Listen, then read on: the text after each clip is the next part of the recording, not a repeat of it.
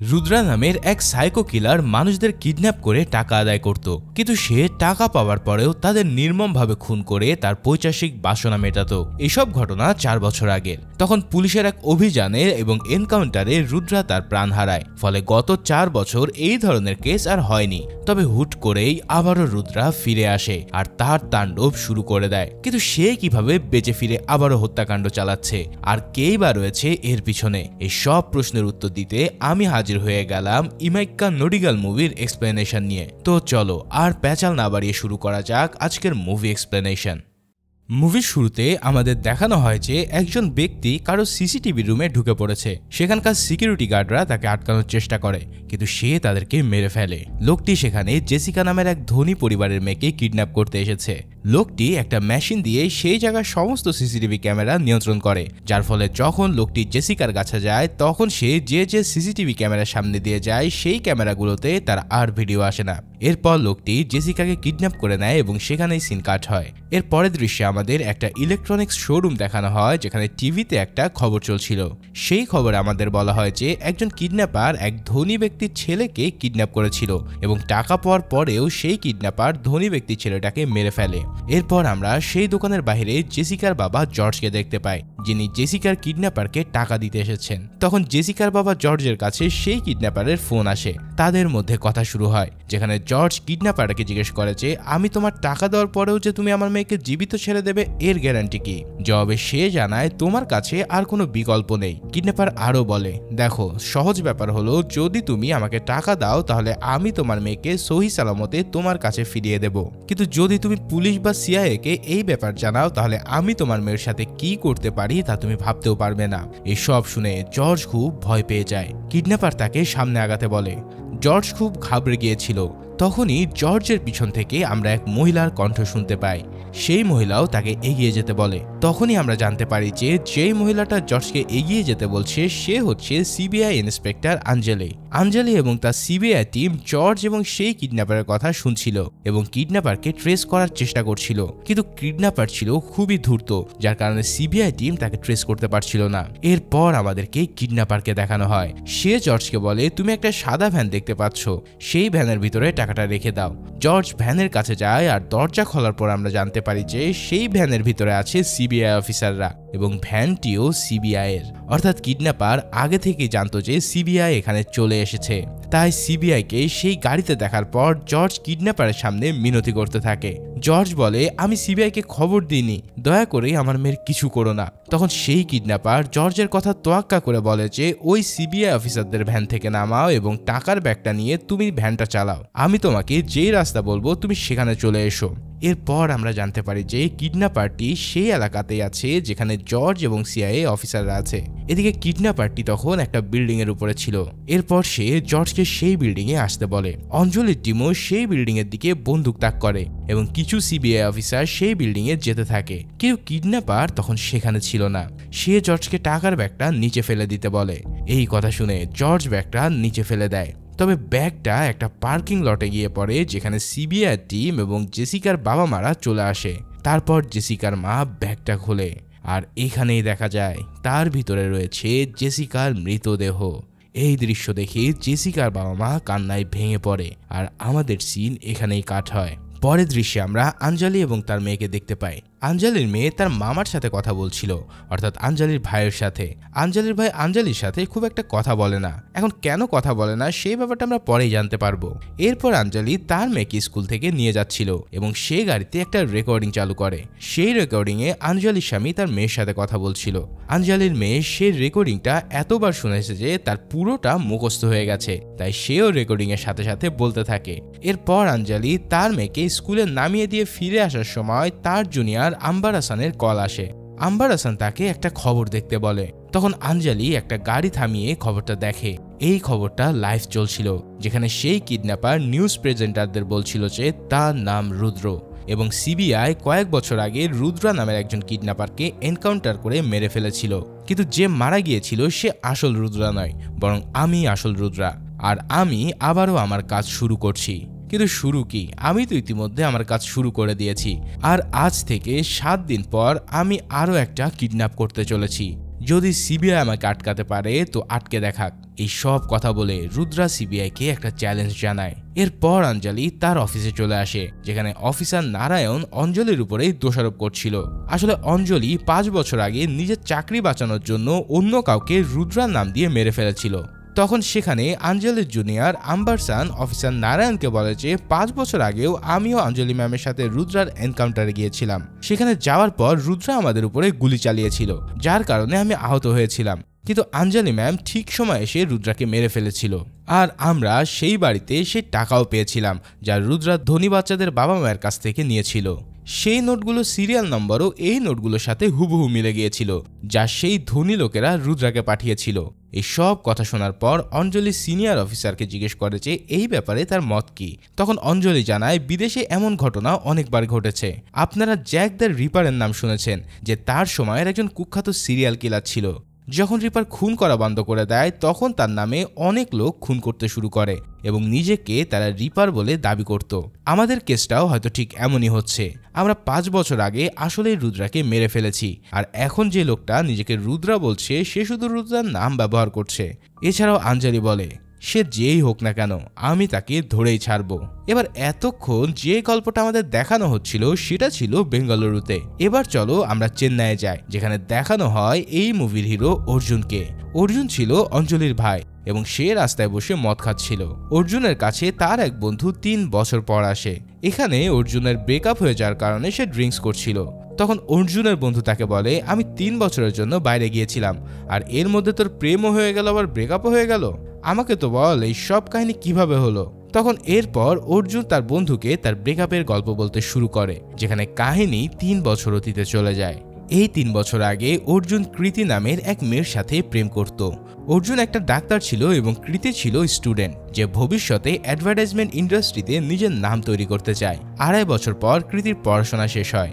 এরপর কৃতি অর্জুনকে জানায় যে তার বাবা মায়ের ডিভোর্স হয়ে গেছে। তখন কৃতি অর্জুনকে এও বলে যে সে তাকে খুব ভালোবাসে এবং তাকে সে হারাতে চায় না।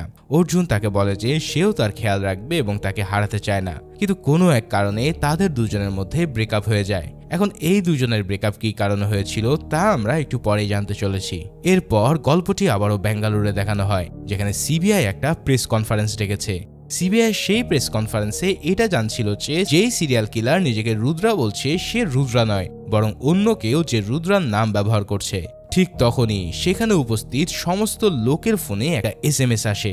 সেই SMS এ লেখা ছিল I am the real Rudra, অর্থাৎ আমি আসল রুদ্রা।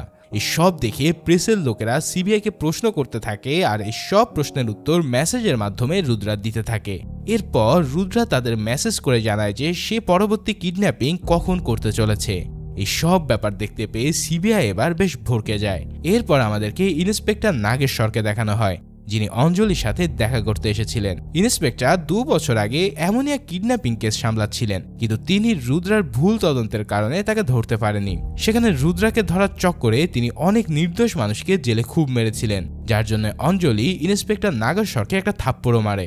এরপর আমাদের দেখানো হয় যে রুদ্রা তার পরিকল্পনা অনুযায়ী এক ধনী ব্যক্তির ছেলেকে কিডন্যাপ করে, আর সেই ছেলেটা ছিল সেখানকার এক মন্ত্রীর ছেলে। এরপর রুদ্রার বলা ঠিকানায় সেই মন্ত্রী এবং সিবিআই অফিসাররা পৌঁছে যায়। সেখানে মন্ত্রীর ছেলের গাড়ি ছিল। সেখানে গেলে তারা মন্ত্রীর ছেলের গাড়িটা দেখতে পায়। রুদ্রা মন্ত্রীকে ফোন করে বলে যে গাড়ির ডিকিতে তার ছেলে আছে, কিন্তু ডিকিটি খোলার আগে গাড়ির ভিতরে থাকা ফটোগুলো দেখে নিতে। এই কথা শুনে অঞ্জলি ফটোগুলো দেখে, যেখানে দেখা যায় মন্ত্রীর ছেলের গায়ে একটা বোমা লাগানো আছে। রুদ্রা তখন মন্ত্রীকে বলে যদি তোমরা গাড়িটাকে একটুও নড়াও বা ডিকি খোলার চেষ্টা করো তাহলে সেখান থেকে 200 মিটারের রেডিয়েশনের মধ্যে যতজন থাকবে তারা সবাই মারা যাবে। এর সাথে রুদ্রাও মিডিয়াকে খবর দিয়ে দিয়েছিল, আর মিডিয়াও সেখানে চলে আসে। এরপর রুদ্রা মন্ত্রীর কাছে তার ছেলের বদলে 2 কোটি টাকা চায় এবং সেই 2 কোটি টাকা আঞ্জলির হাতে দিয়ে পাঠাতে বলে। তখন মন্ত্রী আঞ্জলিকে বলে দয়া করে তুমি এই টাকাটা নিয়ে যাও আর আমার ছেলেকে বাঁচাও, কিন্তু প্লিজ কোনো চালাকি করো না, কারণ তোমার চালাকির জন্য আমার ছেলের জীবন বিপদে পড়তে পারে। এরপর অঞ্জলি সেখান থেকে রুদ্রার বলা লোকেশনে যেতে থাকে, কিন্তু এখানে দেখা যায় অঞ্জলি মাতব্বারি করে রাস্তায় সে টাকার ব্যাগে একটা জিপিএস ট্র্যাকার ফিট করে দেয়। তারপর অঞ্জলি রুদ্রার বলা লোকেশনে পৌঁছায়, যেটা ছিল একটা মেট্রো স্টেশন। সেখানে অঞ্জলির সিবিআই টিমও ছিল। সেই মেট্রো স্টেশনের সিসিটিভি ক্যামেরার কাছেও সিবিআই অফিসাররা ছিল, যাতে রুদ্রা অঞ্জলির কাছে আসা মাত্রই তারা রুদ্রার মুখ দেখে নিতে পারে। কিন্তু এই রুদ্রা ছিল খুবই চালাক। সে অঞ্জলিকে কথায় ভুলিয়ে একটা মেট্রোর ভিতরে যেতে বলে। এরপর অঞ্জলির পিছনে তার সিবিআই অফিসাররাও আসতে থাকে। তারপর রুদ্রা অঞ্জলিকে সেই মেট্রো থেকে নেমে যেতে বলে। অঞ্জলি যেই না মেট্রো থেকে নামে তখনই মেট্রোর দরজা বন্ধ হয়ে যায় এবং অঞ্জলির টিম সেই মেট্রোতেই চলে যায়। এদিকে রুদ্রা চালাকি করে অঞ্জলিকে একা করে দেয়। অতঃপর সেখানে রুদ্রা স্টেশনের লাইটগুলো বন্ধ করে দিতে থাকে এবং সেই অন্ধকারে রুদ্রা নিজের মুখ ঢেকে অঞ্জলির কাছে আসে। যখন রুদ্রা অঞ্জলির কাছ থেকে টাকার ব্যাগ নেয় তখন আমাদের দেখানো হয় যে অঞ্জলি রুদ্রার হাতে একটা হাতকড়া পরিয়ে দিয়েছে। কিন্তু যখনই রুদ্রা সরে যায় তখন আমরা দেখতে পাই সেই হাতকড়া দিয়ে রুদ্রা অঞ্জলির হাতই বেঁধে দিয়েছে। তার মানে চিন্তা করো এই রুদ্রা কতটা স্মার্ট। এরপর রুদ্রা সেই ব্যাগ নিয়ে সেখান থেকে চলে যায়। এর কিছুক্ষণ পর সেখানে অঞ্জলির টিম আসে। এরপর অঞ্জলির হাতকড়া খোলা হলে সে বলে যে জিপিএস ট্র্যাকারটাকে ট্র্যাক করতে। এরপর সে ওই মন্ত্রীর কাছে আসে এবং মেট্রো স্টেশনে যা যা হয়েছে সে সব কথা তাকে জানায়। এদিকে অঞ্জলির অন্য আর একটা টিম সেই ট্র্যাকারটিকে ট্র্যাক করছিল। এই ট্র্যাকারটা ট্র্যাক করে তারা জানতে পারে যে রুদ্রা তাদের আশেপাশেই আছে। তখন সিবিআই টিম পজিশন নিয়ে নেয় যাতে রুদ্রা আসলেই দ্রুত তাকে ধরে ফেলতে পারে। অন্যদিকে মন্ত্রীর কাছে রুদ্রার ফোন আসে। রুদ্রা মন্ত্রীকে জানায় যে সে বোমাটি ডিফিউজ করে দিয়েছে, তাই এখন চাইলে সে ডিকি খুলতে পারবে। এই সব কথা শোনার পর অঞ্জলি যখন ডিকিটা খোলে তখন ডিকিতে শুধু সে বোমাটাই ছিল আর সেখানে মন্ত্রীর ছেলের কোন চিহ্নও ছিল না। তখন রুদ্রা মন্ত্রীকে বলে, সরি মিনিস্টার, আমি তো বলতেই ভুলে গিয়েছিলাম যে আপনার ছেলে কোন গাড়ির ডিকিতে আছে। আপনার ছেলে তো অঞ্জলির ডিকিতেই রয়েছে আর অঞ্জলি সেটা চেক না করেই আপনার ছেলেকে নিয়ে পুরো শহরে চক্কর দিয়েছে। এবার দ্রুত সে ওই ডিকিটা যখন খোলে তখন সেখানে তার ছেলের মৃতদেহ খুঁজে পায়। আসলে অতিরিক্ত রক্তক্ষরণের কারণে মন্ত্রীর ছেলে সেখানেই মারা গিয়েছিল আর এই অতিরিক্ত রক্তক্ষরণ হয়েছে শুধুমাত্র অঞ্জলি ড্রাইভ করার জন্য। এখন ছেলের মৃত্যুর কারণে মন্ত্রী অঞ্জলিকে জাদা বলতে শুরু করে। এখানে তোমরা একটা ব্যাপার বুঝতে পারছো যে রুদ্রা আসলে কোনো না কোনো উপায়ে অঞ্জলিকে দোষারোপ করার কি যেন একটা চেষ্টা করছে। এখন এর কারণ কি সেটা আমরা দ্রুতই জানতে পারবো। এরপর আমাদেরকে সিবিআইয়ের অন্য টিমকে দেখানো হয় যারা রুদ্রার জন্য অপেক্ষা করছিল। কিন্তু তখনই একটা নালা থেকে একটা প্যাকেট ভেসে আসে আর যার ভিতরেই ছিল সেই জিপিএস ট্র্যাকার। অর্থাৎ রুদ্রা এবারও সিবিআইকে বোকা বানিয়ে পালিয়ে গেছে। আর এই সব কিছু জানার পর মিডিয়া অঞ্জলিকে প্রশ্ন করতে শুরু করে, যার কারণে অঞ্জলি খুব লজ্জাবোধ করতে থাকে। এরপর মুভির সিন আবারও চেন্নাই আসে। এখানে অর্জুন কৃতিকে ফোন করছিল কিন্তু কৃতি ফোনটা তুলছিল না, তাই অর্জুন কৃতির বান্ধবীকে একবার ফোন দেয়। কৃতির বান্ধবী অর্জুনকে জানায় যে সে তার এক বন্ধুর রিসিপশনের জন্য বেঙ্গালুরুতে বেড়াতে এসেছে। এই কথা শুনে অর্জুন ও তার দুই বন্ধুর সাথে সে বেঙ্গালুরুর উদ্দেশ্যে রওনা দেয়। সেখানে আমাদের দেখানো হয় যে অর্জুন আর কৃতির ব্রেকআপ কিভাবে হয়েছিল। আসলে কৃতির পড়াশোনা শেষ হওয়ার পর সে একজন মডেল হতে গিয়েছিল। সেই সময় অঞ্জলির এক ছোটবেলার বন্ধু যার নাম সূর্য, সেও কৃতির সাথে অ্যাডভার্টাইজমেন্ট করত। কৃতি সূর্যের সাথে খুব ঘনিষ্ঠভাবে মিশত, যা অর্জুনের পছন্দ হতো না। এরপর একদিন অর্জুন কৃতিকে বলে, তুমি এই অ্যাডভার্টাইজমেন্ট ছেড়ে দাও আর ওই সূর্যের সাথে কথা বলা এবং দেখা করা বন্ধ করো। তখন কৃতি অর্জুনকে বলে যে সূর্য শুধু আমার একজন ভালো ছোটবেলার বন্ধু, বন্ধুত্বের বাইরে আমাদের মধ্যে কিছুই নেই। এই সব কথা বলার মাঝে তখনই সেখানে সূর্যের ফোন কল আসে। এবার কৃতি যখন সূর্যের ফোন তোলে তখন সূর্য অর্জুনকে নিয়ে অনেক আজে বাজে কথা বলছিল এবং সে ফাইনালি কৃতিকে প্রপোজও করে দেয়। এই সব কথা অর্জুনের সামনে শোনার সাথে সাথে তাদের দুজনের মধ্যে বেড়ে যায় দূরত্ব। এরপর একদিন যখন কৃতি অর্জুনকে মানানোর জন্য তার বাড়িতে আসে তখন সে বলে, আমি ভাবিনি যে সূর্য আমাকে প্রপোজ করে দেবে। ওর মনে যে আমার জন্য ফিলিংস আছে এই ব্যাপারটা সত্যি আমি জানতাম না। তখন অর্জুন তাকে বলে যে তুমি কোনো ছেলের সাথে এতটা ঘনিষ্ঠভাবে মিশতে পারলে সেই ছেলে তোমাকে প্রপোজ তো করবেই। এছাড়াও সে বলে যে তুমিও ঠিক তোমার মায়ের মতো, তুমি কোনো একজন পুরুষের প্রতি অনুগত থাকতে পারো না। এখন এই কথাটা কৃতির খুব খারাপ লাগে, যার কারণে কৃতি বলে আজ থেকে আমাদের ব্রেকআপ। আর এটাই ছিল অর্জুন আর কৃতির আসল ব্রেকআপের কাহিনী।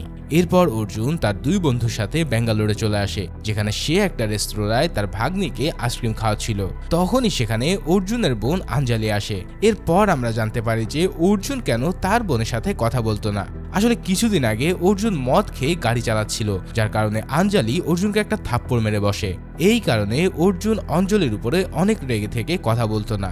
এরপর অর্জুনের বন্ধুরা অঞ্জলিকে জানায় যে সেই সময় তাদের এক বন্ধু অ্যাক্সিডেন্ট হয়েছিল, যার জন্য অর্জুনকে মদ খাওয়া সত্ত্বেও গাড়ি চালাতে হয়েছে। এটা শোনার পর অঞ্জলি অর্জুনের কাছে ক্ষমা চায় এবং অর্জুনও তাকে ক্ষমা করে দেয়।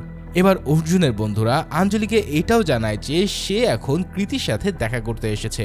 তখন আঞ্জলি তাকে বোঝায় যে ছোট ছোট বিষয় নিয়ে সন্দেহ করতে নেই, আর কৃতির সাথে দেখা শেষ করার পর যেন সে দ্রুত বাড়ি চলে আসে, কারণ তার মা তার জন্য অপেক্ষা করছে। তবে ঠিক তখনই আমাদের সেই জায়গাতেই দেখানো হয় রুদ্রাকে। তার মানে রুদ্রা নিশ্চয়ই এখানে কিছু একটা করতে এসেছে। এরপর অঞ্জলি দেখা যে রুদ্রা নিউজ প্রেজেন্টারদের জানিয়ে দিয়েছে যে সে 1 ঘন্টার মধ্যে একটা কিডন্যাপ করতে চলেছে, আর সেই মেসেজে রুদ্রা সিবিআইকেও চ্যালেঞ্জ করে বসে, বিশেষ করে অঞ্জলিকে। এই সব খবর শোনার পর অঞ্জলি দ্রুত আবারও তার অফিসে ফিরে আসে।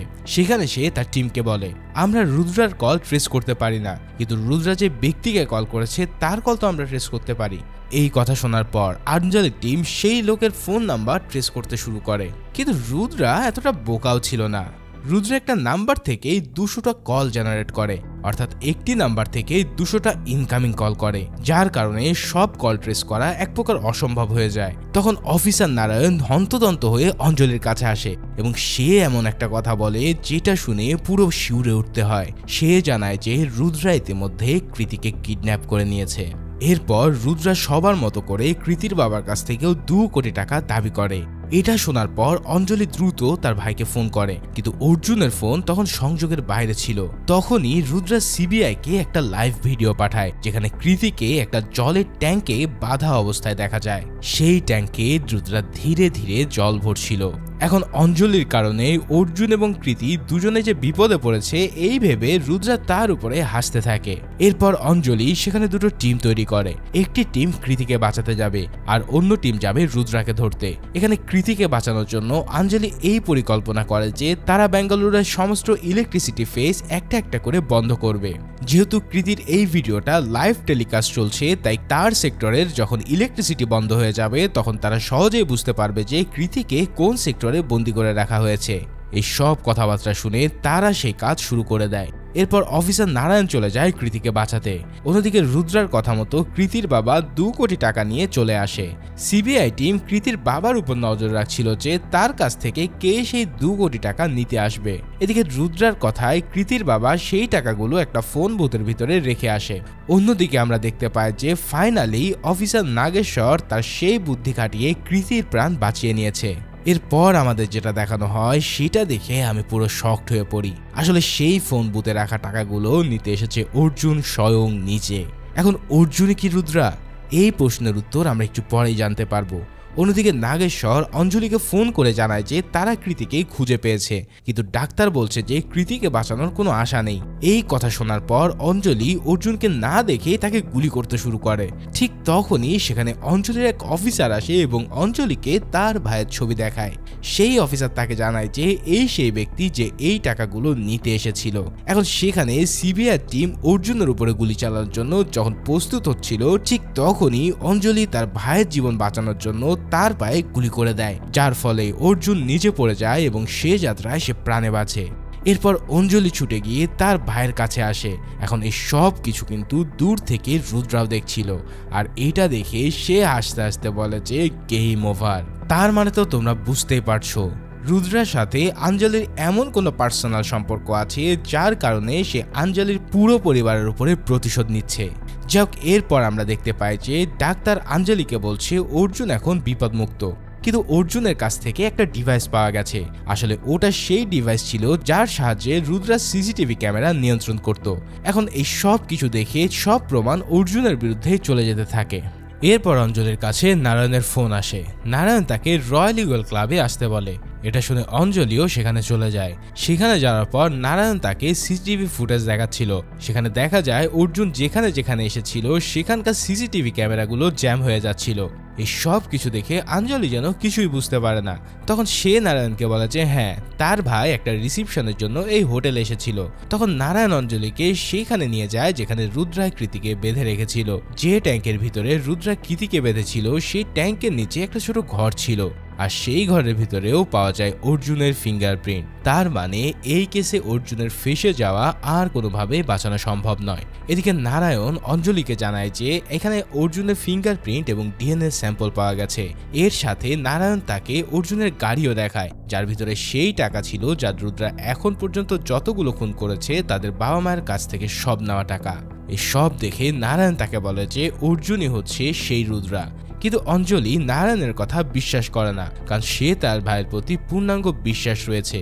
কিন্তু বিশ্বাস থাকলেও এই সব কাহিনী কিভাবে হলো তা যেন তার মাথায় আসছে না। এদিকে হসপিটালে অর্জুনের জ্ঞান ফিরে আসে, কিন্তু তখন অর্জুন জানতো না যে পুলিশ তাকে রুদ্রা ভাবছে। তখন অর্জুন তার বন্ধুকে জিজ্ঞেস করলে তার বন্ধু জানায় যে অঞ্জলি এখন ঠিক আছে এবং তার চিকিৎসা অন্য হসপিটালে চলছে।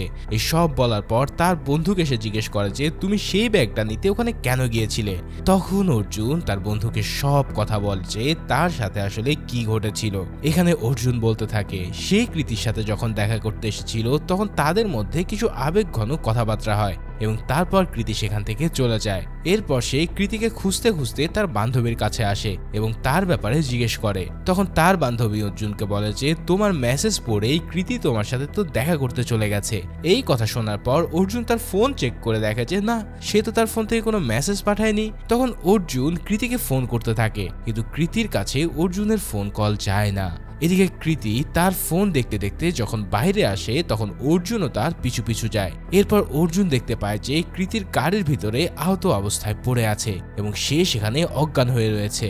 এবার অর্জুন সেই গাড়ির দরজা ভাঙার জন্য একটা পাথর তোলে, কিন্তু তখনই ঠিক সেইখানে চলে আসে রুদ্রা, আর রুদ্রা এবার অর্জুনকে মেরে অজ্ঞান করে দেয়। এরপর যখন অর্জুনের জ্ঞান ফেরে তখন অর্জুন নিজেকে সেই ট্যাঙ্কের নিচে ওই ঘরে অজ্ঞান অবস্থায় পায়। তারপর রুদ্রা অর্জুনকে কৃতির সেই ভিডিও দেখায় যেখানে কৃতিকে একটা ট্যাঙ্কের ভিতরে বেঁধে রাখা হয়েছে। তখন রুদ্রা অর্জুনকে সেই ব্যাগটা আনতে বলে। এই সব দেখে বাধ্য হয়ে অর্জুন সেই ব্যাগটা আনতে যায়। অর্থাৎ এখন পর্যন্ত অর্জুনের সাথে যা কিছু হয়েছে এই সব কিছু ছিল অর্জুনকে ফাঁসানোর মাস্টার প্ল্যান। এরপর অর্জুন যখন সেই হসপিটাল রুম থেকে বেরিয়ে আসে তখন সে খবরে দেখতে পায় যে তাকেই সবাই রুদ্রা বলে ডাকছে। এছাড়াও খবরে নারায়ণ এই বিবৃতি দেয় যে আমরা রুদ্রাকে ধরে ফেলেছি এবং রুদ্রা আমাদের হেফাজতে আছে, কিন্তু আপাতত রুদ্রার চিকিৎসা সরকারি হসপিটালে চলছে। এখন অর্জুন বুঝতে পারছিল না যে পুলিশ তাকে রুদ্রা কেন ভাবছে। তবে ঠিক তখনই সেখানে কিছু পুলিশ তাকে দেখে ফেলে আর অর্জুনও একটা সুযোগ পেয়ে সেখান থেকে পালিয়ে যায়। এবার সেখানে অর্জুন ও পুলিশের মধ্যে ধস্তাধস্তি হয়, কিন্তু অর্জুন পুলিশকে ফাঁকি দিয়ে সেখান থেকে পালিয়ে যায়, কারণ তাকে যেভাবেই হোক নিজেকে নির্দোষ প্রমাণ করতে হবে। এরপর আমরা দেখতে পাই যে পুলিশ আঞ্জলিকে গৃহবন্দী করে রেখেছে, কারণ পুলিশেরও মনে হচ্ছিল যে আঞ্জলি তার ভাইকে সাহায্য করছে। এরপর দেখা যায় অর্জুন কৃতির হসপিটালে পৌঁছে গেছে এবং কৃতির রুমের বাইরে প্রচুর নিরাপত্তা। তখন সে পুলিশকে ফাঁকি দিয়ে কৃতির রুমে ঢুকে যায়, যেখানে কৃতির অবস্থা খুব ক্রিটিক্যাল ছিল।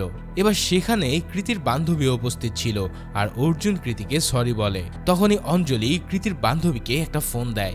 অঞ্জলি জানতে চেয়েছিল যে অর্জুন সেখানে এসেছে কিনা, আর অর্জুন তখন তার বোনের সাথে কথা বলতে শুরু করে। অঞ্জলি অর্জুনকে বলে আগে তুমি আত্মসমর্পণ করো, পরে যা হবে দেখা যাবে।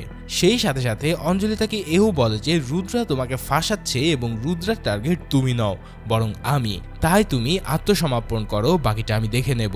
কিন্তু এই সব কথাগুলো অর্জুন কোনো কানেই নেয় না এবং সে অঞ্জলিকে বলে যে যেই রুদ্রা তার প্রিয়তমার এই অবস্থা করেছে সে আসলে কে।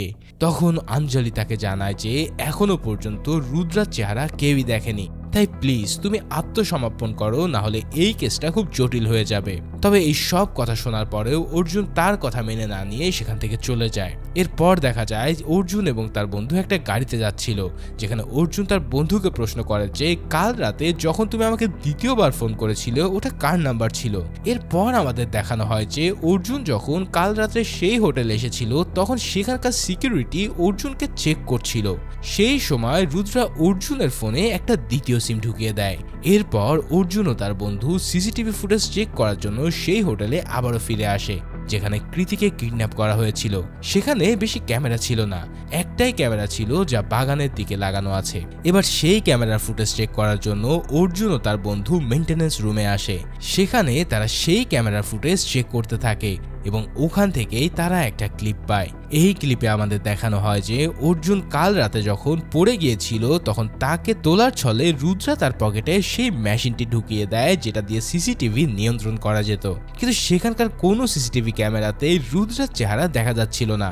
এভাবেই তারা অনেক সিসিটিভি ফুটেজ চেক করে, আর তার মধ্যে একটা ফুটেজে তারা দেখতে পায় যে রুদ্রা এক ব্যক্তির সাথে মুখোমুখি কথা বলছে। এবার সেই ব্যক্তিটা আর কেউই নয়, বরং সে ছিল ওই ক্লাবেরই ম্যানেজার। এরপর তারা দুজনেই ম্যানেজারের মেইনটেনেন্স রুমে এসে পড়ে, যেখানে অর্জুন তাকে ধরে রুদ্রার ঠিকানা জেনে নেয়। অন্যদিকে দেখানো হয় যে ইন্সপেক্টর নাগেশ্বর অঞ্জলির কাছে অভিযোগ করছিল যে পুলিশ সিবিআইকে খুব ঘৃণা করে, কারণ যখন একটা কেস কোনো পুলিশ অফিসারের কাছে আসে তখন সে সেই কেসটিকে মন প্রাণ দিয়ে তদন্ত করে এবং অনেক প্রমাণও জোগাড় করে, কিন্তু যখন সেই কেস প্রায় বন্ধ হওয়ার মুখে থাকে তখনই সে শেষ মুহূর্তে সরকার সেই কেসটাকে সিবিআইয়ের হাতে দিয়ে দেয়। নাগেশ্বর অঞ্জলিকে বলে, আপনি বলুন ম্যাডাম, এমনটা হলে সেই পুলিশ অফিসারদের মন কেমন হবে? এর উত্তরে অঞ্জলি নাগেশ্বরকে জিজ্ঞেস করে যে 5 বছর আগে যখন আমি রুদ্রার কেসটা পেয়েছিলাম তখন আমার আগে কোন পুলিশ অফিসারকে এই কেসটা দেওয়া হয়েছিল। এই কথা শুনে ইন্সপেক্টর নাগেশ্বর অঞ্জলিকে সেই পুলিশ অফিসারের নাম জানায়। এবার সেই পুলিশ অফিসারের নাম হচ্ছে এসিপি মার্টিন রয়। যাই হোক, অন্যদিকেও কিন্তু অর্জুনকে মার্টিনের বাড়ির ঠিকানায় দিয়েছিল সেই ম্যানেজার। এবার অর্জুন এসিপি মার্টিনের বাড়িতে চলে আসে, যেখানে সে এসিপি মার্টিনের ছবি দেখে ফেলে। এই ছবিটা দেখে সে ধরে নেয় যে এসিপি মার্টিনই নিজেকে রুদ্রা বলছিল। এবার সেখানে যাওয়ার পর অর্জুন এও জানতে পারে যে মার্টিন আগে থেকেই অঞ্জলি ও তার পরিবারকে ফাঁসানোর পরিকল্পনা করছিল।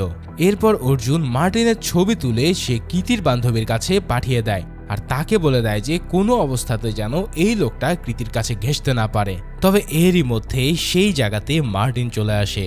মার্টিন কৃতিকে মারতে এসেছিল, কারণ কৃতি মার্টিনের মুখ দেখে ফেলেছে। কিন্তু অর্জুনের বন্ধু যখন মার্টিনকে দেখে ফেলে তখন মার্টিন অর্জুনের বন্ধুকে মেরে অজ্ঞান করে একটা ঘরের মধ্যে বন্দি করে দেয়। এরপর মার্টিন যখন সেই রুম থেকে বাইরে বেরিয়ে আসে তখন সে সিবিআই অফিসার নারায়ণকে দেখতে পায়। যেহেতু তারা আগে থেকে পরিচিত তাই নারায়ণ মার্টিনকে বলে, স্যার, আমি আপনার সাথে দেখা করতে চেয়েছিলাম, কারণ এখন থেকে রুদ্রার কেসটা আমি দেখছি। ভালোই হলো যে আপনার সাথে এসে এখানে দেখা হয়ে গেল।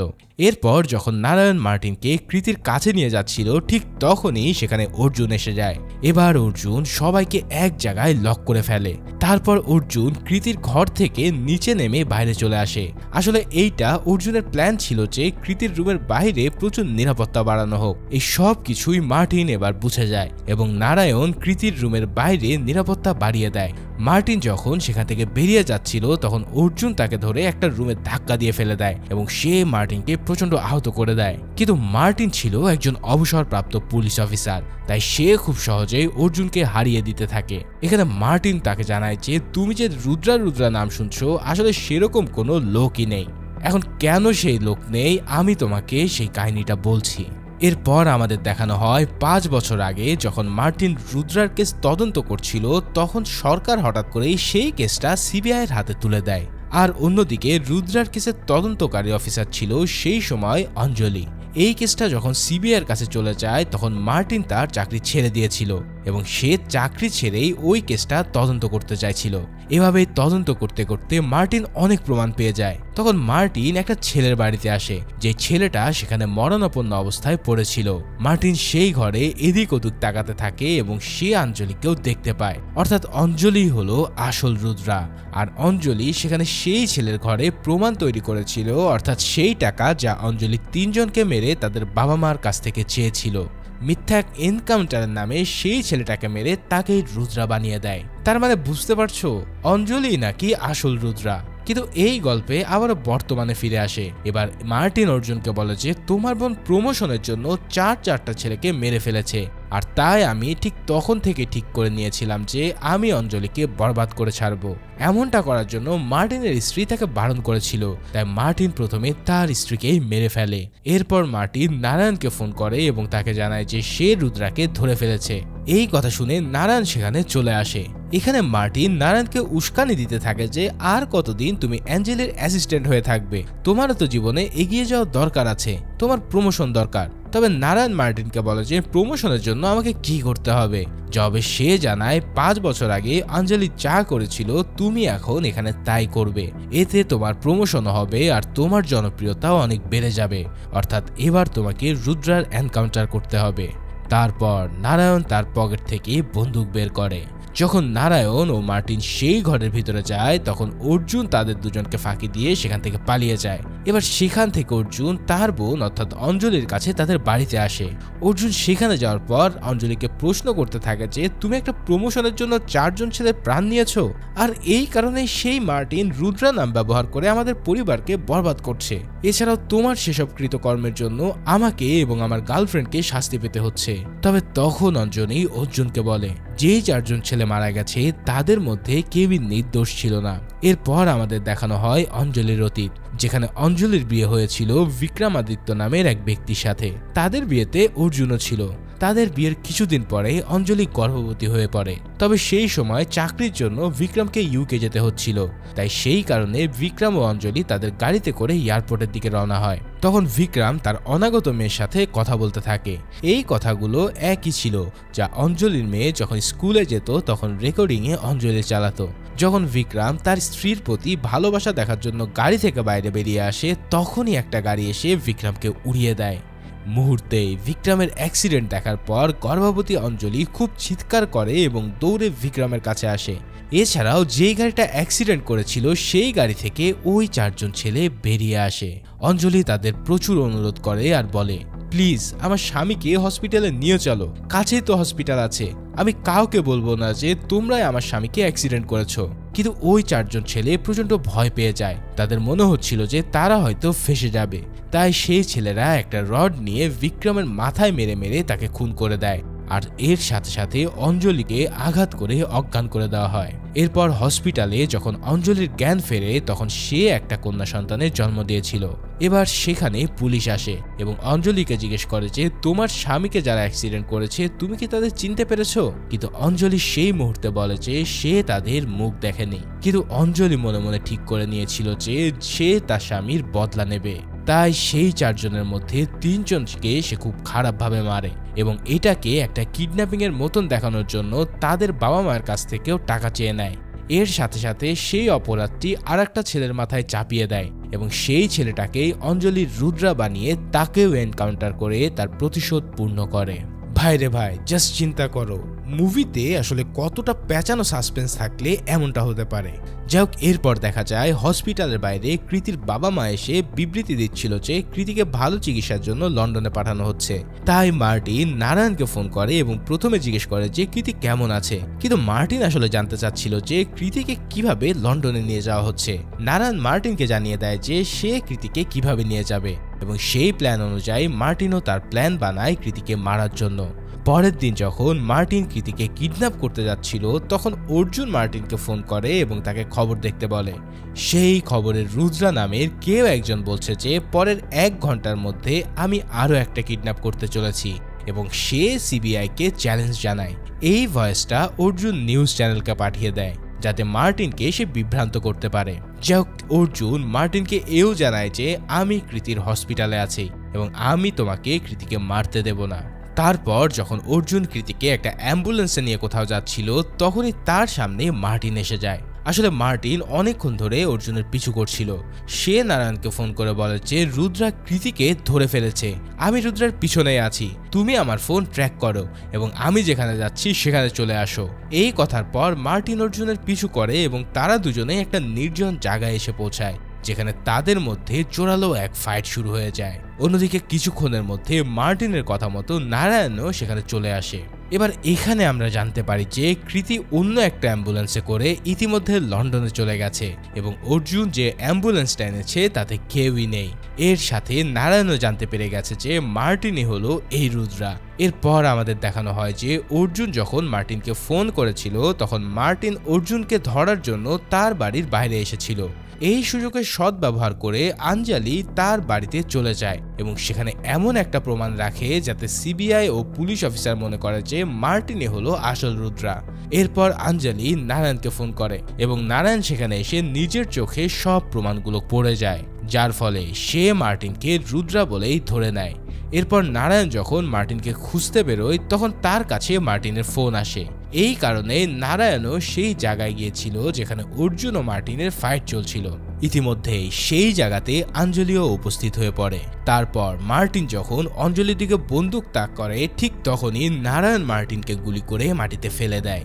এরপর অঞ্জলি মরণাপন্ন মার্টিনের কাছে আসে এবং তাকে বলে, স্যার, যদি আপনি এটা ভাবতেন যে আমি রুদ্রাকে কেন বানিয়েছিলাম তাহলে আপনিও রুদ্রার নাম ব্যবহার করতেন না। আসলে আপনার আগে জানা উচিত ছিল যে আমি কেন নিজেকে রুদ্রা বানিয়েছিলাম। ঠিক এই কথা বলার পরেই মার্টিন সেখানে মারা যায়। এবার এখান থেকে কয়েক সপ্তাহ পরের কাহিনীতে আমাদের দেখানো হয় যে কৃতি লন্ডনে সুস্থ হয়ে উঠেছে এবং অর্জুনকে ভিডিও কল করে বলছে যে আমি তোমাকে একটা সুযোগ দিতে চাই। এই কথা শুনে অর্জুনও খুশি হয়ে যায় আর এরই সাথে সাথে এই অসাধারণ মুভিটা এখানেই শেষ হয়।